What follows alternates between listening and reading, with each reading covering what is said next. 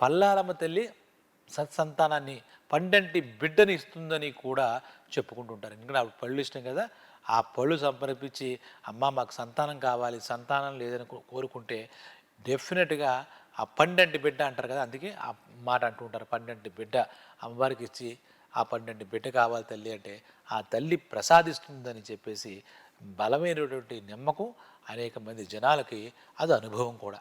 విశ్వాసం, నమ్మకం అనే పదాలు అక్కలే, వాళ్ళ అనుభవంలోనే ఈ పల్లాలమ్మ తల్లి యొక్క, అలాగే ఆ గ్రామాలకి, కోనసీమ గ్రామాలకి ఎటువంటి ఇబ్బంది లేకుండా ప్రతి శుక్రవారం, మంగళవారం విశేషంగా జనాలు వస్తారు అక్కడికి. అలాగే ముఖ్య పర్వదినాలు చేస్తారు.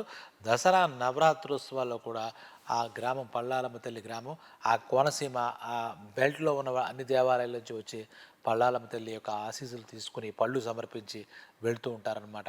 ఈ రకంగా మనకి బ్రిటిష్ సంబంధించిన అధికారి అసలు ఆర్థర్ కాటన్ జీవితంలో కూడా ఆయన కళలో కూడా వచ్చి ఆయన కూడా ఆశీర్వదించి ఇప్పుడు ఆ పల్లాలమ్మ తల్లి పక్క నుంచి కాలువ వెళుతుంటే ఆ కాలువ కూడా కళలో కనపడే ఆ కాలం దారి మళ్ళించింది ఒక రకంగా చెప్పాలంటే.